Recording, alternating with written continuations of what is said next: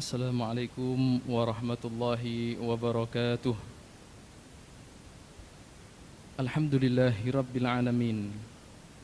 Wassalatu wassalamu ala sayyidil anbiya'i wal mursalin Muhammadin wa ala alihi wa sahbihi ajma'in wa ba'du.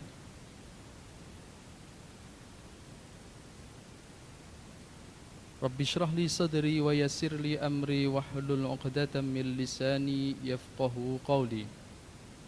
Rabbi ighfirli wa liwalidayya warhamhuma kama rabbayani saghira wa ba'du.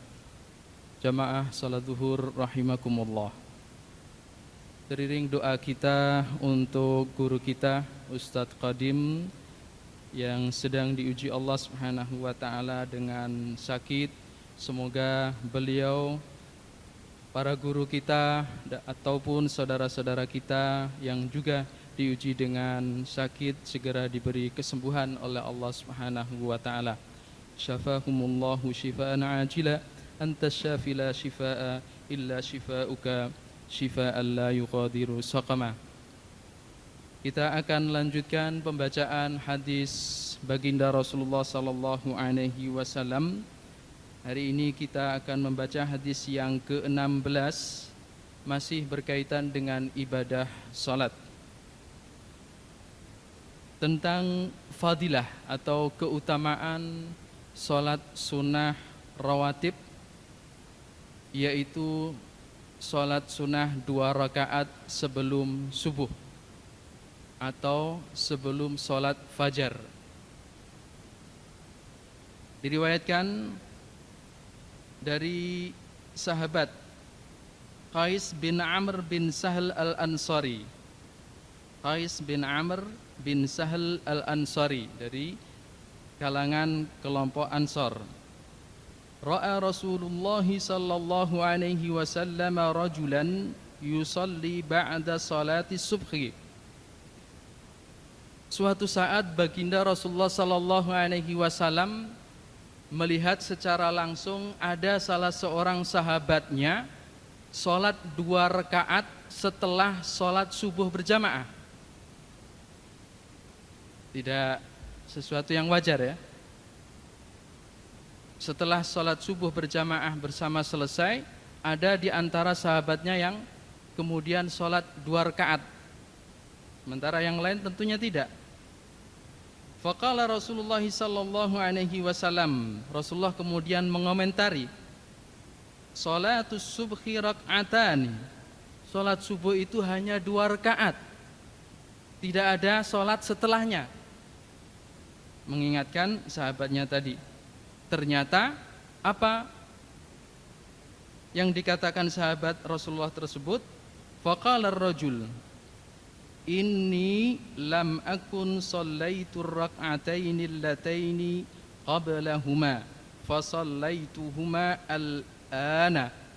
Kata sahabat tadi, aku belum menunaikan sholat sunnah 2 rakaat sebelum subuh, maka aku pun mengqadha'nya setelah sholat subuh. Apa yang dilakukan baginda Rasulullah? Menyalahkan atau menyetujui? Rasulullah sallallahu alaihi wasallam, fasakata Rasulullah. Rasulullah terdiam. Artinya apa? Menyetujui, mengiyakan. Silakan kalau begitu. Hadis ini mengandung sebuah tuntunan bahwasanya kita tahu di antara macam hadis baginda Rasulullah itu ada yang disebut dengan hadis takriri. Ketika baginda Rasulullah sallallahu alaihi wasallam tidak melakukan apapun,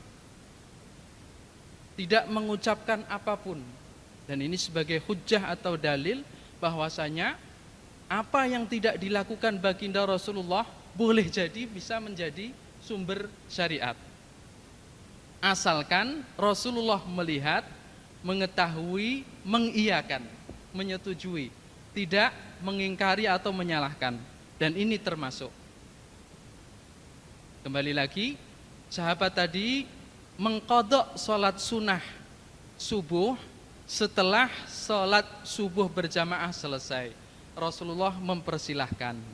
tidak menyalahkan.